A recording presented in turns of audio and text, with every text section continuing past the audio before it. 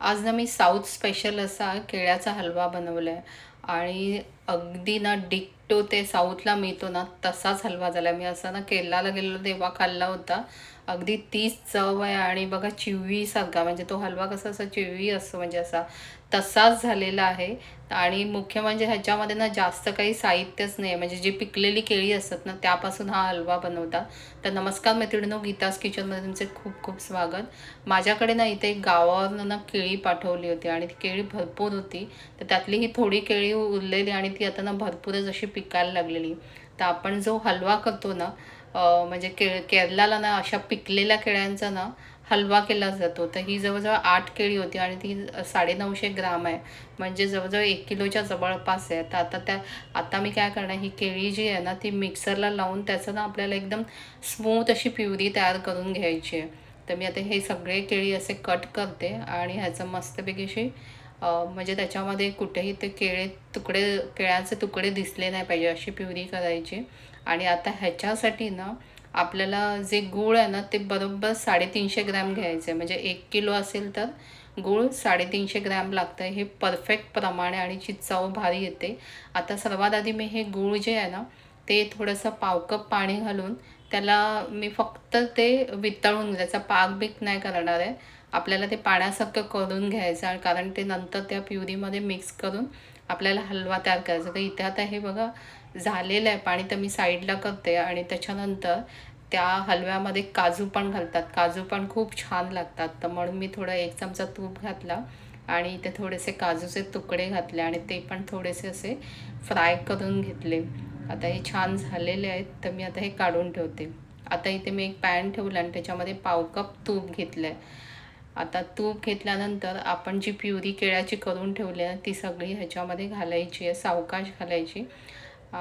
खरं तर तुम्हाला सांगू का, हा जो केळ्याचा हलवा करायला ना जे नॉनस्टिकचं पॅन असतं ना ते घ्या. तर माझ्याकडे ना काय झालं की नॉनस्टिक पॅन वापरायचं नाही, म्हणून मी सगळे काढून टाकले आणि फक्त एकच ठेवून दिलं, म्हणजे समजा असं काय करायचं असेल. पण ते झालं छोटं आणि माझ्याकडे आता ही केळीचं प्रमाण झालं जास्त, त्यामुळे ते त्याच्यात मावत नव्हतं. म्हणून मी आता ही स्टीलचीच कढई घेतली आणि आपल्याला हे जे तूप आहे, पाव कप तूप आणि जी केळी घेतली ती एकदम एकजीव करायची. म्हणजे ते तूप त्या केळ्यामध्ये पूर्ण आत ॲब्झॉर्ब झालं पाहिजे. म्हणजे आता बघा ह्याच्यातलं पाणी पण त्या केळ्यामधलं पूर्ण असं निघून गेलं आणि एकदम घट्ट झालेलं आहे हे. तर आता ना आता काय करायचं, आपण जे गुळाचं पाणी करून ठेवलं ना ते गुळाचं पाणी असं चाळणीने गाळून घ्यायचं. समजा त्याच्यामध्ये काय कचरा वगैरे असेल तर तो त्या चाळणीमध्ये येईल. तर आता मी हे सगळं गाळून घेतलेलं आहे आणि ह्याच्यावर बघा थोडंसं काहीतरी दिसतंय, पण ठीक आहे, इतकं नाही आहे काय.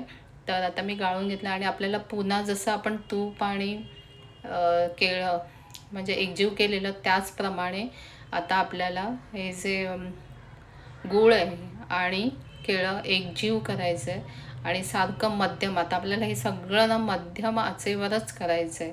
आणि सारखं त्याचा कलर पण बघा कसा हळूहळू डार्क व्हायला, जसं ते आटत जातं ना तसं डार्क व्हायला लागतं. आता इथे थोडेसे हे बुडबुडे आले आहेत, तर मी अजून 1 चमचा याच्यामध्ये तूप घालते आणि पुन्हा ते आपल्याला चांगलं असं हलवतच राहायचं आहे. बस, याच्यामध्ये जास्त काही लागत नाही. आपल्याला हेच एक काम आहे की ते जसं घट्ट होतं ना तसं कलर चेंज होतो. सुरुवातीला बघा ते पातळ होतं आणि आता थोडंसं हे म्हणजे ते अगदी पाण्यासारखं पडत होतं. आता थोडं असं म्हणजे बॅच नाही पडतं आहे, म्हणजे थोडंसं असं पडतं आहे. आणि अगदी आता पुन्हा बघा थोड्या वेळाने ते अगदी डार्क झालं आणि एकदम असं पडतं आहे. म्हणजे हा आता ना झालेला आहे. पण आता आपल्याला ह्याच्यामध्ये ना पटकन स्टीलच्या कढईत कळत नाही, म्हणून ह्याच्यासाठी ना मी आता हे जे नॉनस्टिकचं माझ्याकडे छोटं पॅन होतं ना ते घेतलं. मगाशी घेतलं नाही कारण ते प्रमाण जास्त होतं आणि ते ह्याच्यातनं ढवळत राहिली असं ना ते खाली पडलं असतं, म्हणून मी ह्याच्यात काढून घेतलं. आणि तुम्हाला ह्याच्यात ते पटकन कळून येतं नॉनस्टिक पॅनमध्ये की तो आपला हलवा झाला आहे की नाही, कारण ते जसा तो होतो ना तसं ते पॅनला सोडायला लागतो, म्हणजे असं तसं पॅनपासून असं वेगवेगळं व्हायला चिटकत नाही. आता मी ह्याच्यामध्ये आपला झालेला आहे म्हणून मी ह्याच्यात 1 चमचा वेलची पावडर आणि आपण जे काजू तळून ठेवले ना ते घातले. आणि आता मी तुम्हाला दाखवते, हे बघा असं आपण ढवळतो आहे ना तर ते कुठेही पॅनला असं चिटकत नाही आहे. म्हणजे तो पॅन सुटतोय. नाहीतर हेच जर मिश्रण तुम्ही अगोदर पण जर नॉनस्टिक कढईमध्ये केलं असेल, नॉनस्टिक पॅनमध्ये, तर ते चिकटलेलं असतं, चिकटत राहिलं असतं. पण आता होत आलं आहे तसं ते बघा अजिबात चिटकं. म्हणजे आपला हा हलवा आता हे करायला तयार आहे. तर मी इथे आता एक चौकोनी ट्रे घेतला आहे आणि त्याच्यामध्ये इकोबेक पेपर घेतला आहे. त्यामुळे काय होतं की ते चिकटणार नाही आणि छान असे तुकडे येतील आणि उचलताना आपल्याला इझी जाईल. तर तुम्ही हवं तर एखादं ताट घेऊन त्याला तुम्ही तेल लावून घ्या आणि त्याच्यावर हे मिश्रण टाका. आता बघा चांगलं त्या स्पॅच्युलाला लागलं नाही पाहिजे म्हणून मी थोडंसं तूप घातलं, म्हणजे ते स्मूथली असं प्लेन होतं. आता जवळजवळ 1-1.5 तासाने हे जर थंड झालं आणि मग नंतर मी अर्धा 1 तास फ्रीजमध्ये ठेवलं, म्हणजे ते लवकर असं घट्ट होतं. आणि तुम्हाला आता दाखवते किती छान झालेलं आहे. अगदी मस्त तो हलवा तयार झालेला आहे. आणि आता आपण याचे ना तुकडे करून घेऊया. म्हणजे अगदी जे साऊथला तुकडे करतात ना, ते हलवा दुकानात असतो त्याचप्रमाणे आपण थोडेसे करून घेऊया. ह्याचे जे तुकडे आहेत ना, ते फ्रीजमध्ये ठेवल्यानंतर ताबडतोब करून घ्या, कारण त्याच्यामुळे ना ते छान असे कट होतात.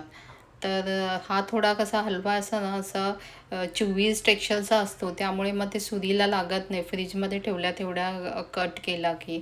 तर तुम्ही हा हलवा नक्की करून बघा, खूप छान होतो चवीला, तर एकदम छान लागतो आणि आपल्या इथे कुठे मिळत नाही जास्त करून.